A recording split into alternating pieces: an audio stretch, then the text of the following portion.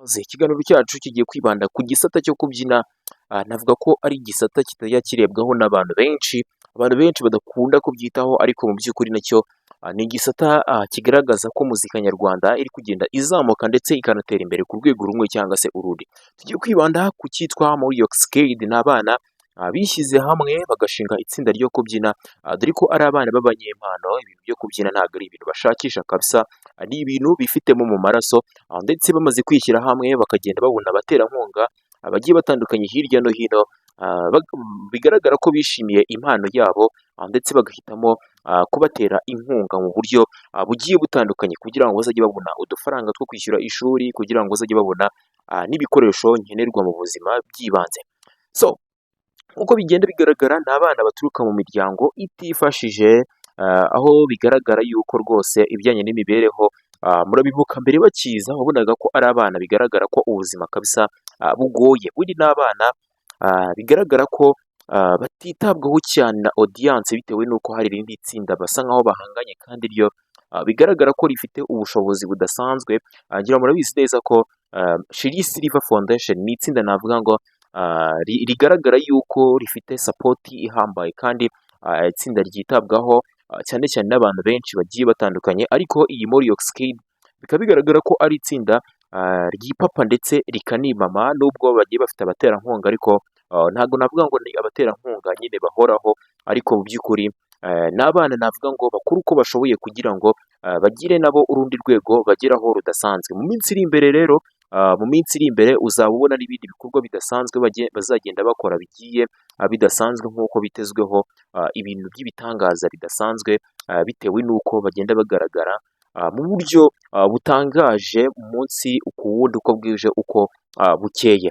Moriox Kid rero mu minsi ishize nibwo bagize gutya bagafata rutemikirere bakerekeza mu bihugu bigiye bitandukanye by'Abarabu, nko muri Qatar ndetse na Armenia, kugeza kuri ubu ngubu naho bakiri, ndetse murabyibuka ko bafashe urugendo mu matariki 15 ndetse 16 z'ukwezi kwa munani, nibwo bagize gutya bagafata urugendo bakerekeza muri Qatar. Igikorwa navuga ngo abantu benshi nakomeje kugenda mbona bashyigikira, abantu benshi ubona ko bishimiye no gutera imbere kw'aba bana, mu by'ukuri bagaragara nk'aho kabisa bakundwa n'abantu batari bakeya, bitewe n'ubuhanga bugiye butandukanye bifitemo, cyane cyane bwo kubyina ndetse no kuririmba. Ahangaha ngira ngo muri kuhabona ko bari bageze muri Qatar, bari kwishimira ko rwose babashije nabo kuba bakurira indege ndetse bakagera no mu bihugu by'amahanga. Inzozi zabo, inzozi za bamwe muri bo zitangiye kugenda ziba impamo. N'abana rero bageze muri Qatar, bagenda babyina bakorerayo ibikorwa bigiye bitandukanye, ndetse bahita bafata rutemikirere nanone berekeza muri Armenia, ndetse bakigerayo bishimiwe n'abantu ku rwego rutangaje, dore ko bakigera ku kibuga cy'indege gusa bahageze bakakirwa n'abantu benshi by'umwihariko. Ibi ni ibintu bidasanzwe, ntabwo nzi ko hari umuhanzi w'umunyarwanda wari wamenyekana kuri uru rwego. Kugeza kuri ubu ngubu rero mu gihugu cyacu cy'u Rwanda, ndavuga ko ari abana bahanzwe amaso ndetse bakurikirwa n'abantu batari bakeya ku mbuga zabo bagenda bakoresha, nko kuri TikTok. Kugeza kuri ubu ngubu nibo bafite umubare w'abantu banini babakurikira, dore ko bakurikirwa n'ibihumbi 700, ndetse n'abandi hakagenda hakurikiraho ba General Benda ndetse na ba T Brown ndetse n'abandi bagiye batandukanye babaza inyuma. Ariko kugeza kuri ubu ngubu aba bana nibo bakurikirwa cyane, dore ko ibi bintu babikoze mu gihe gitoya cyane gishoboka, dore ko nta myaka 3 ishize bari muri ibi bintu. Urumva ko rero bakunzwe ku rwego rudasanzwe, batabivuyemo urumva ko imbere habo hazaba heza cyane, dore ko bino bintu banabikora bafite umutima ukunze, ndetse ubona ko kabisa ibi bintu babikora babifitemo ubushake. Rero navuga ko bakomeje gutya, urwego rwabo rwazaba urwego rushimishije, ndetse bakaba n'abantu bakomeye ku ruhando mpuzamahanga. Ngira ngo reka nze ndetse nk'ukwereka performance yabo uko byari byifashe ku mafoto umunsi baperformingaga muri Armenia, ndetse bagahurirayo n'abagabo navuga ngo b'abahanzi bakomeye mwa kiriya gihugu, bakabafasha kuba bamenyekana muri iki gihugu. Ngira ngo muri kubibona hano hari kuri stage, ubwo bajyaga kuri stage bagaperforminga indirimbo zigiye zitandukanye za bano bagabo bo muri Armenia. Ngira ngo muri kubibona ukuntu bari bishimiwe n'abazungu benshi hariya, urabona ko bari bafite audience idasanzwe nini cyane. Sinzi ko hari umuhanzi w'umunyarwanda ushobora kujya muri ibi bitaramo hano hantu ngo abe yagira abantu bamukunze nka kuriya nyine kugeza kuri uru rwego. Bano bana bari bishimye, urabona ko bari bishimye nyine ku buryo budasanzwe. Njya nkunda kubona abantu bafata bano bana bakabagereranya na Sherry Silver Foundation, ubona ko aba bana nyine bageze ku rwego rudasanzwe, ndetse abantu benshi ntabwo batinya kuvuga ko aba bana aribo ba mbere kabisa, ubagereranyije na Sherry Silver Foundation.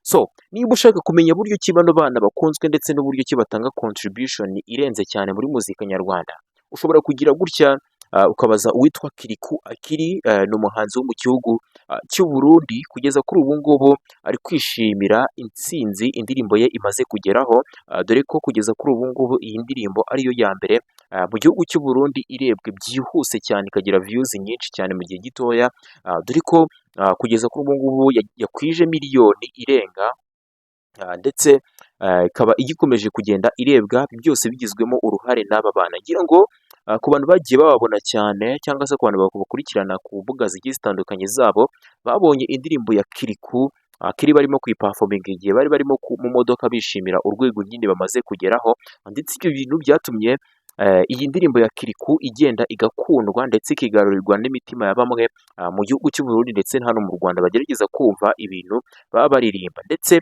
kugeza kuri ubu ngubu Kiriku, ngira ngo mwabonye amagambo yagiye apostinga, yatangaje ku mbuga ze zigiye zitandukanye, agaragaza buryo ki yishimiye ndetse agaragaza buryo ki nyine ari gushimira bano bana kuko bamufashije kuba indirimbo ye yarebwa cyane kugeza kuri uru rwego. Urumva ko ni abana badasanzwe, ni abana bafite impano idasanzwe, ndetse bigaragaza yuko n'Imana yababashije kubaha umugisha ndetse ibahera umugisha muri ibi bintu. Ahangaha rero ngira ngo uri kubibona ko ahangaha bari ni mu ruganda rumwe, sinzi rubasha gukora ibikoresho by'isuku hariya muri kiriya gihugu cya Armenia. Ngira ngo muri kubibona ko bari gufasha kwamamaza bimwe mu bikoresho cyangwa se bimwe mu bintu bakora hariya muri runo ruganda. Ngira ngo uri kubonamo za baro, nyine bari gusa nk'abamamariza runo ruganda, kandi mu kubamamariza birumvikana ko hari ikintu byanze bikunze bagomba kubaha. Hano nta kindi kintu kirenze navuga usibye kuba nabifuriza gukomeza gutera imbere, ndetse bakagira n'amahirwe mu bintu bagenda bakora bigiye bitandukanye. Ngira ngo uri kubona ko hano rwose uyu muzungu byanze bikunze nawe ni umusitari wo muri Armenia, yagize gutya agapostinga bano bana agaragaza yuko nyine yishimiye kuba yababona. Urabona ko ni umutungo ukomeye cyane, ni umutungo ukomeye cyane hano mu gihugu cyacu dufite, ahubwo tutabizi neza ko byibuza ari umutungo. Rero n'abandi bose bafite proje nk'izi ngizi, bafite ubushake bwo gushyigikira abana mu buryo bumwe cyangwa se ubundi, cyane cyane abana baturuka mu miryango itifashije, kabisa igihe ni iki ngiki wagira gutya ukabikora. Byibuze no kwambara iyi jezi y'u Rwanda muri ibi bihugu ni ibigaragaza ko bitaye cyane cyane ku gihugu cyacu, ndetse bikagaragaza yuko bari kugenda bamamaza u Rwanda. So sinzi umuntu naherutse kubona atera comment avuga ko byari kuba byiza rwose iyo ikigo gishinzwe nyine bino bintu byo kwamamaza cyangwa se ikigo gishinzwe bino bintu byo guteza imbere igihugu cyacu cy'u Rwanda ku ruhando mpuzamahanga, nahoze kare mbona umuntu atera comment avuga uti bano bana bari kubamenamo ifungo, ndetse ahantu hose bagiye bakagenda bagaragaza nyine ibendera ry'u Rwanda, bagaragaza yuko u Rwanda ari igihugu kidasanzwe. Ati rwose byari kuba ari byiza cyane. So ariko wenda n'ibindi bizaza, ndakeka leta wenda nayo iba yabibonye, ndetse hari n'ikintu gikomeye nkeka ko bazabafasha kugira ngo bazakomeze impano yabo nyine bayikomeze izatumbagire igere n'ahandi hose mu bihugu, cyane cyane biriya mu bihugu nyine bikomeye. So murakoze cyane rero, yari Kigali Hot Celebs Entertainment, amakuru y'abastariyo nakagaruka. Niba uri tayari rero kanda subscribe kugira ngo ujye ukomeza kumva n'ibiganiro byacu bigiye bitandukanye. Murakoze cyane.